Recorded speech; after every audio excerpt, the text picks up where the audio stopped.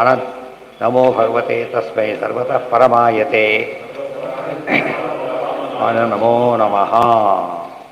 ಏಷ ಸರ್ವೇಷು ಭೂತೇಷು ಗೂಢೋತ್ಮ. ಎಲ್ಲದರಲ್ಲೂ ಪರಮಾತ್ಮ ಇದ್ದಾನೆ, ಆ ಎಲ್ಲ ಪ್ರಾಣಿಗಳ ಒಳಗಿದ್ದಾನೆ. ಆದರೆ ಗುಪ್ತರಾಗಿರೋದ್ರಿಂದ ಕಣ್ಣಿಗೆ ಕಾಣೋದಿಲ್ಲ ಅಂತೇಳಿ.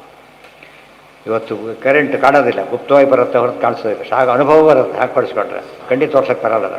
ಜೋರ ಬ್ಲಾಸ್ಟ್ ಆಗುತ್ತೆ, ಅದು ಕಾಣಿಸುತ್ತೆ. ಅದು ಕರೆಂಟ್ ಅಲ್ಲ, ಕರೆಂಟಿಂದ ಬ್ಲಾಸ್ಟ್ ಆಯ್ತು ಅಷ್ಟೇ, ಕಣ್ಣಿಗೆ ಕಾಣೋದೇ ಇಲ್ಲ. ಯಚ್ಛೇದ್ ವಾಂಗ್ ಮನಸಿ ಪ್ರಾಜ್ಞ ತದ್ಯಚ್ಛೇದ್ ಜ್ಞಾನ ಆತ್ಮನಿ ಜ್ಞಾನಮಾತ್ಮನಿ ಜ್ಞಾನಮಾತ್ಮನಿ ಮಹತಿ ತದ್ಯಚ್ಛೇದ್ ಶಾಂತ ಆತ್ಮನಿ. ನೋಡಿ, ಒಂದಕ್ಕೊಂದು ಡಿಪೆಂಡೆನ್ಸ್ ಇದೆ. ಹಿಂದೇನು ಹೇಳಿದರು? ಅವೆಲ್ಲ ಇಂದ್ರಿಯ ಪರ ಅರ್ಥಪೇಚ ಪರಮ ಹೇಳಿದ್ರಲ್ಲ, ಎಲ್ಲದರಲ್ಲೂ ಕೂಡ ತಾರತಮ್ಯನೂ ಇದೆ. ಬರೀ ಭೇದ ಅಷ್ಟೇ ಇಲ್ಲ, ಏನಿದೆ? ತಾರತಮ್ಯ ಇದೆ. ಈ ಹಿತ್ತಾಳೆಗೂ ಚಿನ್ನಕ್ಕೂ ಭೇದ ಇದೆ, ಅಷ್ಟೇ ಅಲ್ಲ ತಾರತಮ್ಯ ಇದೆ. ಇದು ಕಿಲೋಗಟ್ಟಲೆ ಮಾಡಿದ್ರೆ ಅದು ಮಿಲಿಗ್ರಾಮ್ ಗಟ್ಟಲೆ ತೂಗ್ತಾ, ಗೊತ್ತಾಯ್ತು? ತಾರತಮ್ಯ ಇದೆ. ಇದಕ್ಕೆ ಲಕ್ಷಾಂತರ ರೂಪಾಯಿ ಆದರೆ ಅದಕ್ಕೆ 100 ರೂಪಾಯಿ ಆಗುತ್ತೆ, 100 ರೂಪಾಯಿ ಆಗುತ್ತೆ ಅಷ್ಟೇ. ಕೆ ಜಿ ಬಂಗಾರ ಹಿತ್ತಾಳಿಕೊಂಡು ಕ್ಯಾರಿ ಅಂತ ಕೇಳೋದಿಲ್ಲ ಯಾರು ಕೂಡ. 10 ಗ್ರಾಮ್ ಬಂಗಾರ ಇಟ್ಕೊಂಡ್ರೆ ಎಕ್ಸ್ಪ್ಲೇನ್ ಮಾಡಬೇಕು ಅದಕ್ಕೆ. ಹಿತ್ತಾಳೆ ಪಾತ್ರೆ ಹೇಗೆ ತೊಗೊಂಡೆ ಅಂತ ಯಾರು ಎಕ್ಸ್ಪ್ಲೇಷನ್ ಕೇಳಲ್ಲ. ತಸ್ಮಾತ್ ವಾಗಾತ್ಮಿಕಾದೇವಿ ಉಮಾದ್ಯಾಸ್ತು ಶಿವಾದಿಶು, ಅದಕ್ಕೆ ಹೇಳ್ತಾರೆ. ಎಲ್ಲ ತಾರತಮ್ಯ ಕಂಟಿನ್ಯೂ ಆಗಿರ್ತದೆ. ವಾಗಭಿಮಾನಿ ಅಂದರೆ ಯಾರು? ಉಮಾದೇವಿ. ಇನ್ನೂ ಮುಖ್ಯವಾಗಿ ಸರಸ್ವತಿ ಭಾರತೀಯ. ಶಿವಾದೀನ್ ಬ್ರಹ್ಮವಾಯುವಸ್ತು ಯಚ್ಛೇದ್ ಮಹದಾತ್ಮ. ಅದು ಮಾತು ಸುಮ್ಮನೆ ಹೇಗೆ ಬರುತ್ತೆ ಗೊತ್ತಾ? ಯಚ್ಛೇತ್ ಮನಸ್ಸಿ, ಯಚ್ಛೇದ್ ಮನಸ್ಸಿ ಪ್ರಾಜ್ಞ ತದ್ಯಚ್ಛೇದ್ ಜ್ಞಾನ ಆತ್ಮನಿ. ವಾಗನ್ನು ಮನಸ್ಸಿನೊಳಗೆ, ಮನಸ್ಸಿನಿಂದ ಜೀವನೊಳಗೆ ಒಂದೊಂದೇ ಹೇಳ್ತಾ ಬರ್ತಾರೆ. ಅಂದರೆ ಜೀವನ ಹಾಗಲ್ಲ, ಅಭಿಮಾನಿ ದೇವತೆಗಳೊಳಗೆ ಅಂತ ಅರ್ಥ. ಆ ಟೇಬಲ್ ಇಟ್ಟುಬಿಟ್ರೆ ಹೋಗಿಬಿಟ್ಟು ವ್ಯಕ್ತಿ ಕೊಡಬೇಕು ಅಂತ ಅರ್ಥ. ವ್ಯಕ್ತಿ ಕೊಡಬೇಕು, ಇಲ್ಲೇ ಇಲ್ಲ, ಕೊಟ್ಟೇನು ಉಪಯೋಗ ಅದರಿಂದ? ಅಭಿಮಾನಿ ದೇವತೆ ಇಲ್ಲದೆ ಹೋದರೆ ಜಡ ಪದಾರ್ಥಗಳಲ್ಲಿ ಏನು ವ್ಯವಹಾರ ಮಾಡಲಿಕ್ಕೆ ಸಾಧ್ಯ ಇಲ್ಲ. ಅದಕ್ಕೆ ವಾಕ್ ಅಂದರೆ ವಾಗಭಿಮಾನಿ, ಮನಸ್ಸು ಅಂದರೆ ಮನೋಭಿಮಾನಿ, ಅವರು ವಶ ಇರ್ತಾರೆ ಅಂತ ಅರ್ಥ. ತೌ ರಮಾಯಾಮ್ ಅಪರಾನಂದೆ, ಕೊನೆಗೆ ಅಲ್ಟಿಮೇಟ್ಲಿ ರಮಾ ಮಹಾಲಕ್ಷ್ಮಿ, ಅದು ಸಾಕ್ಷಾತ್ ಪರಮಾತ್ಮ ವಿಷ್ಣುವು ಪರಮಾತ್ಮನಿ. ತದ್ವಶತ್ವೇನ ತಧ್ಯಾನಂ ನಿಯಮೋ ನಾಮನಾ ಪರಹ. ನೋಡಿದ್ರ, ಧ್ಯಾನ ಅಂದ್ರೇನು ಗೊತ್ತಾ? ಈ ರೀತಿ ತಿಳ್ಕೊಳ್ಳೋದಕ್ಕೆ ಧ್ಯಾನ ಅಂತ ಕರೆಯೋದು. ಅರ್ಥ ಆಯ್ತಾ? ಧ್ಯಾನ ಅಂತ ಏನೋ ಕಣ್ಮುಚ್ಚಿಕೊಂಡ್ರೆ ಧ್ಯಾನ ಅಲ್ಲ. ಈ ರೀತಿ ಅನುಸಂಧಾನ ಮಾಡ್ತಾರಲ್ಲ, ಅದಕ್ಕೆ ಧ್ಯಾನ ಅಂತ ಕರೀತಾರೆ. ಇವರೆಲ್ಲ ಸಾಲ್ಟ್ ಔಟ್ ಮಾಡ್ತಾರೆ, ಎಲ್ಲ ಹಾಕಿರ್ತಾರೆ ಲೆಟರ್ಸ್ ಎಲ್ಲ ಡಂಪ್ ಆಗಿರೋದು, ಎಲ್ಲ ಸಾಲ್ಟ್ ಔಟ್ ಮಾಡಿ ಬೇರೆ ಊರುಗಳು ಎಲ್ಲೆಲ್ಲ ಬೇರೆ ಬೇರೆ ಮಾಡಿಬಿಡ್ತಾರೆ, ಸಾಲ್ಟ್ ಔಟ್ ಮಾಡ್ತಾರೆ. ಅದು ಏನಾಗುತ್ತೆ, ಆಗ ಮುಂದೆ ಅದು ಡೆಲಿವರಿಗೆ ಅನುಕೂಲ ಆಗುತ್ತೆ. ಎಲ್ಲ ಸುಮ್ಮನೆ ಎಲ್ಲಿಗೆ ಕಳಿಸ್ಬೇಕು ಸುಮ್ಮನೆ. ಈಗ ಚೆನ್ನೈ ಒಂದು ಅಡ್ರೆಸ್ ಇದೆ, ಬಾಂಬೆ ಒಂದು ಟ್ರೈನಿಗೆ ಹಾಕ್ಲಿಕ್ಕೆ ಬರುತ್ತೆ, ಅದನ್ನು ಸಾಧ್ಯ ಇಲ್ಲ. ರಮಾಯಾಮ್ ತದ್ವಶತ್ವೇನ ತಧ್ಯಾನಂ ನಿಯಮೋ ನಾಮ ನಾಪರಹ. ಕುತಸ್ತು ಧ್ಯಾನ. ಅವನಿಗೆ ಯಾರಿಗೆ ಸಾಲ್ಟ್ ಔಟ್ ಮಾಡಲಿಕ್ಕೆ ಏನು ಬೇಕು? ಅವನಿಗೆ ನಾಲೆಜ್. ಅದಕ್ಕೆ ಜ್ಞಾನದಿಂದ ಧ್ಯಾನ. ಸಾಲ್ಟ್ ಔಟ್ ಮಾಡಿ ಸಾಲ್ಟ್ ಔಟ್ ಮಾಡಬೇಕು. ಜ್ಞಾನ ಇದ್ರೆ ತಾನೆ ಅವ್ನು ನೋಡಿ, ದೊಡ್ಡ ಸೈಜು ಚಿಕ್ಕದೇ ಸಾಲ್ಟ್ ಔಟ್ ಮಾಡೋದಾಗುತ್ತೆ ಎಲ್ಲ ಆ ಥರ ಸಾಲ್ಟ್ ಔಟ್ ಮಾಡಿ. ಅಡ್ರೆಸ್ ನೋಡ್ಬೇಕಾದ್ರೆ ಅಡ್ರೆಸ್ಸಿಗೆ ಜ್ಞಾನ, ಅಕ್ಷರ ಜ್ಞಾನ ಬೇಕು ಅವನಿಗೆ, ಗೊತ್ತಾಯ್ತಾ? ಸೊ ಜ್ಞಾನ ಇಲ್ಲದೆ ಹೋದರೆ ಧ್ಯಾನದ ಕಾನ್ಸೆಪ್ಟೇ ಇಲ್ಲ. ಇವತ್ತು ನಡೀತಾರ ಧ್ಯಾನ ಇಲ್ಲ. ಎಂಥ ಧ್ಯಾನ ಅದು?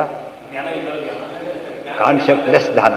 ಈ ಕಣ್ಣು ಮುಚ್ಕೊಂಡು ಕೂತ್ಕೊಂಡ್ಬಿಡಿ ಅಷ್ಟೇ, ಸ್ವಲ್ಪ ಹೊತ್ತಾದ್ಮೇಲೆ ಎದ್ದು ಹೋಗ್ಬಿಡಿ. ಅದಾಗಲ್ಲ, ಧ್ಯಾನ ಆಗೋದಿಲ್ಲ. ಆ ಹೊಸ ರಿಯಲೈಸೇಷನ್ ಏನು ತಿಳ್ಕೊಂಡಿದ್ದೀರಿ, ರಿಯಲೈಸ್ ಮಾಡ್ಕೊಂಡ್ರೆ ಏನಾಗುತ್ತೆ ಅದು ಧ್ಯಾನ. ಇವ್ರ ಮಗ ಅಂತ, ಇವ್ರ ಮಗ ಅಂದರು ತಕ್ಷಣ ಯಾರು? ಅವ್ರ ಮಗ. ಅವ್ರ ಮಗ ಅರ್ಥ, ಯಾಕೆ ಅವ್ರಿಗೆ ನೆನಪಿ ಬಂದರು ಅವರು, ಅವ್ರ ಮಗ. ಈಗ ಅರ್ಥ ಆಯಿತು ಅಂತ ಹೇಳ್ತಾರೆ, ಎಲ್ಲರೂ ಅರ್ಥ ಆಗ್ತಿರಲಿ. ತದ್ವಶತ್ವೇನ ತಧ್ಯಾನಂ ನಿಯಮೋ ನಾಮ ನಾಪರಹ. ಕುತಸ್ತು ಮಾನವೋ ಮಾನುಷೋ ಎನ್ನುವುದು ಮಾನುಷೋ ಆಗಿಬಿಟ್ಟಿದೆ. ದೇವಾನ್ ನಿಯಚ್ಛೇದ್ ವಿನಿಯಾಮಕಾನ್ ಇತಿಚ ಸ್ವಭಾರ್ಯಾಯ ಪರತ್ವಂ ಸಿದ್ಧಬಿತಿ ಮಹತಃ ಪರಮಿತ್ತೇವ ಉಕ್ತಂ. ಒಂದು ಮಾತು ಬಂತು, ಮಹತಃ ಪರಮವ್ಯಕ್ತಂ ಅವ್ಯಕ್ತಾತ್ ಪುರುಷಃ ಪರಃ ಅಂತ ಹೇಳ್ಬಿಟ್ಟು. ಕೆಲಸತ್ತೆ ಅವ್ಯಕ್ತತ್ವ ಹೇಳೋದೇ ಇಲ್ಲ. ಮಹತ್ತತ್ವಕ್ಕಿಂತ ಯಾರು ದೊಡ್ಡವರು, ದೊಡ್ಡವರು ಅಂತ ಹೇಳ್ಬಿಡ್ತಾರೆ. ಅವ ಏನು ಮಾಡಬೇಕು? ಮಹಾವಿಷ್ಣು ಬಿಟ್ಟುಬಿಟ್ರಲ್ಲ ಅಂತ ಕೇಳಿದರೆ ಬಿಟ್ಟಿಲ್ಲ ನಾವು. ಪತ್ನಿಗಿಂತ ಪತಿ ಏನಾಗಿರಬೇಕು? ಶ್ರೇಷ್ಠ. ಇನ್ನು ನಿಯಮ ಐತಿ, ಇವತ್ತಿನ ಕಾಲಕ್ಕೆ ಇದೆಯಲ್ಲ ಅವೆಲ್ಲ. ಹಿಂದಿನ ಕಾಲಕ್ಕೆ ನಿಯಮ ಇರುತ್ತೆ. ವರ ಅಂದರೆ ಏನು ಗೊತ್ತಾ? ಶ್ರೇಷ್ಠ ಅಂತ. ವರವರಾಯತೆ, ವರ ಅಂದರೆ ಶ್ರೇಷ್ಠ. ಅದಕ್ಕೇನೆ ಇವರು ಒಂದು ಕಾನ್ಸೆಪ್ಟ್ ಇದೆ. ಈಗ ಇಬ್ಬರು ಹೇಗೆಲ್ಲ ಹಿಂದೆ ಸೇಮ್ ಎಜುಕೇಷನ್ ಹೋಗ್ತಾ ಇರಲಿಲ್ಲ, ಕಡಿಮೆ ಇರಬೇಕಾಗ್ತಿತ್ತು. BSc MS ಆಗಿ ಈಗ ಅವರೇ ಜಾಸ್ತಿ ಇರ್ತಾರೆ ಎಷ್ಟೋ ಸಲ. ಅದಕ್ಕೇನಾಗುತ್ತಾಗ ಇವ್ರ ವಿರೋಧ ಬರೋಕ್ಕೆ ಶುರುವಾಗುತ್ತೆ. ನಾನು ಶ್ರೇಷ್ಠ ಅಂತ. ಈ ರೀತಿ ಇದ್ದುಬಿಟ್ರೆ ಸಮಸ್ಯೆ ಬರೋದೇ. ಅರ್ಥ ಆಯ್ತಾ? ಅದು ವೆರಿ ಇಂಪಾರ್ಟೆಂಟ್. ಆದ್ದರಿಂದ ಹೆಂಡತಿಗಿಂತ ಗಂಡ ಶ್ರೇಷ್ಠ ಅಂತ ಹೇಳಬೇಕಾಗಿಲ್ಲ ಅಂತ ಹೇಳಿದರು. ಇದು ಶಾಸ್ತ್ರದ ನಿಯಮ. ಎಲ್ಲದರಲ್ಲೂ ಕೂಡ ಹೈಟಿಂದ ಹಿಡಿದು ಎಲ್ಲದರಲ್ಲೂ ವಯಸ್ಸು, ಹೈಟು, ಪ್ರತಿಯೊಂದು ಹೇಗಿರಬೇಕು, ಕ್ವಾಲಿಫಿಕೇಷನ್ನು ಪ್ರತಿಯೊಂದು ಹೇಗಿರಬೇಕು, ಶ್ರೇಷ್ಠ ಆಗಿರುತ್ತೆ. ಅದಕ್ಕೆ ವರ ವರ ಅಂತ ಹೆಸರು. ವರ ವರ ಆಗಿಬಿಡ್ತದೆ, ದಾರಿ ತಪ್ಪಿದ್ರೆ ಓಡಾಡ್ತದೆ ಅಷ್ಟೇ. ಅಲ್ಲೇ ಅದು ವಾಕ್ಯ ನೋಡಿ, ಸ್ವಭಾರ್ಯಾಯ ಪರತ್ವಂ ಸಿದ್ಧಮಿತಿ ಮಹತಃ ಪರಮಿತ್ತೇವ ಭುಕ್ತು. ಮಹತ್ತಿಂದ ಪರ ಅಂತ ಹೇಳಿದರು, ಅವ್ಯಕ್ತದಿಂದ ಹೇಳಬೇಕಾಗಿತ್ತು, ಅಂಡರ್ಸ್ಟುಡ್. ಯಾಕೆ ಅಂದರೆ ಅವ್ಯಕ್ತ ಅಭಿಮಾನಿ ಯಾರು, ಅವ್ರು ಯಾರು ಹೆಂಡತಿ, ಆದ್ದರಿಂದ ಏನಾಗ್ತಾರೆ ಅಲ್ಲಿಗೆ ಆಟೋಮೆಟಿಕಲಿ ದೊಡ್ಡವನಾದ್ದರಿಂದ ಹೇಳಬೇಕಾಗಿಲ್ಲ ಅಂತ ತಾತ್ಪರ್ಯ.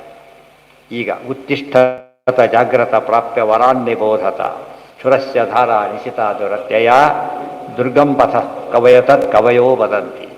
ಉತ್ತಿಷ್ಠತ ಜಾಗ್ರತ ಪ್ರಾಪ್ಯ ವರಾನ್ ನಿಬೋಧ. ಹೇಗಿದೆ ನೋಡಿ ವಾಕ್ಯ.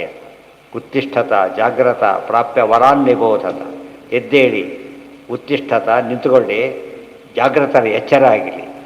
ಜಾಗ್ರತ ಪ್ರಾಪ್ಯ ವರಾನ್ ನಿಬೋಧತ, ವರಾನ್ ಪ್ರಾಪ್ಯ ನಿಬೋಧತ. ದೊಡ್ಡವ್ರ ಹತ್ರ ಕೇಳ್ಕೊಡಿ ಅಂತ ಹೇಳ್ತಾರೆ.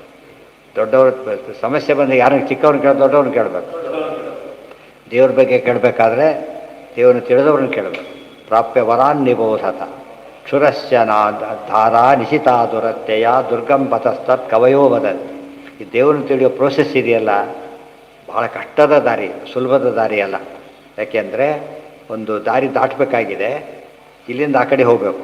ಮತ್ತೆ ಬ್ರಿಡ್ಜ್ ಇದೆ, ಯಾವುದು, ಖಡ್ಗದ ಬ್ರಿಡ್ಜ್. ಅದು ಖಡ್ಗದ ಬ್ರಿಡ್ಜು ಹೀಗಿಟ್ಬಿಟ್ಟಿದ್ದಾರೆ, ಉಲ್ಟಾ ಇಟ್ಟಿಲ್ಲ, ಹೀಗಿಟ್ಟಿದ್ದಾರೆ. ಅವನೇನು ಮಾಡಬೇಕೀಗ, ಅದ ಕಾಲಿಡ್ದ ಹೊಲಕ್ಕೆ ಬರೋದಿಲ್ಲ, ಅವತ್ತು ದಾಟಲೇಬೇಕು, ಬೇರೆ ದಾರಿನೇ ಇಲ್ಲ. ಜಾಸ್ತಿ ಕಾಲಿಟ್ಟರೆ ಚುಚ್ಚಿಬಿಟ್ಟು ಬಿದ್ದು ಬಿಡ್ತಾರೆ, ಲೈಟಾಗಿ ಕಡೆ ಉಳ್ಕೊಂಡ್ಬಿಡ್ತಾರೆ. ಹೇಗೆ ಬ್ಯಾಲೆನ್ಸ್ ಮಾಡಬೇಕು ಅವನು, ಚುಚ್ಚಬಾರ್ದು. ಅದಕ್ಕೇನೆ ಏನಂತ ಕರೆದ್ರು, ಅಭಿಮಾನ ಇಲ್ಲದೆ ಬದುಕೇರಿ ಏನಾಗುತ್ತಾಗ ನಿಶ್ಚಿಂತಾಗಿರ್ತಾರೆ. ಬಂತೋ ಬಿದ್ದುಬಿಡ್ತಾರಲ್ಲೇ. ಅದಕ್ಕೆ ಕ್ಷುರಶ್ಚದ, ಕ್ಷುರ ಅಂದ್ರೇನು, ಖಡ್ಗ. ಯಾವ ಖಡ್ಗ, ಅದಕ್ಕೆ ಕ್ಷೌರ ಅಂತ ಯಾತಕ್ಕೆ ಕರೀತಾರೆ ಗೊತ್ತಾ, ಚಿಕ್ಕ ಗತ್ತಿನ ಕ್ಷುರ ಅಂತ ಕರೀತಾರೆ. ಕ್ಷುರ ಇದಕ್ಕೆ ದೊಡ್ಡದಾದ ಖಡ್ಗ, ಭಾಳ ಸೂಕ್ಷ್ಮ, ಅದು ನಮಗೆ ಗೊತ್ತಾಗೋದಿಲ್ಲ. ದುರತ್ಯಯ ದುರ್ಗ, ಅದಕ್ಕೆ ದುರ್ಗ ಅಂತ ಕರೀತಾರೆ. ದಾಟೋದು ಸುಲಭ ಅಲ್ಲ, ತುಂಬ ಜನ ಬಿಟ್ಟುಬಿಡ್ತಾರೆ.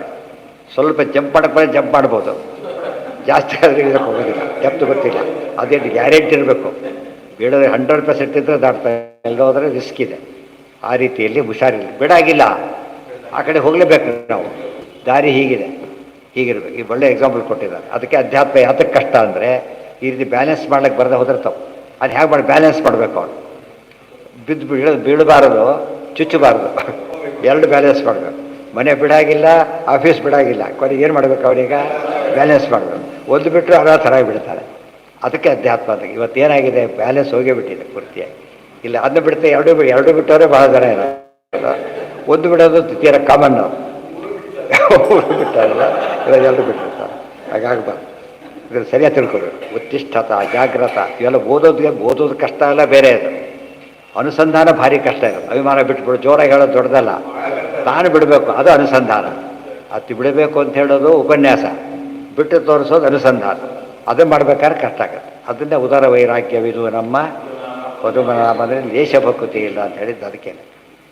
ಅಶಬ್ದ ಮಸ್ಪರ್ಶ ಬರೂಪಮವ್ಯಯಂ, ಯಾತಕ್ಕೆ ಅಂತ ಕಾರಣ ಕೊಡ್ತಾರೆ, ಅದೆಲ್ಲ ನಾಳೆ. ಯಾತಕ್ಕಿದು ಅಷ್ಟು ಕಷ್ಟ ಆಗುತ್ತೆ ಅನ್ನೋದಕ್ಕೆ ಒಂದು ಅನುಸಂಧಾನ, ತಿಳಿಯೋದು ಜ್ಞಾನ, ಎರಡೂ ಕಷ್ಟನೇ. ಸರ್ವೇಂದ್ರಿಯ ಪ್ರೇರಕೇಣ ಶ್ರೀ ಪ್ರಾಣಪತಿ ನೇರಿತ ಯದವೋಚಮಹಂತೇನ ಪ್ರಿಯತಾಂ ಕಮಲಾಲಯ.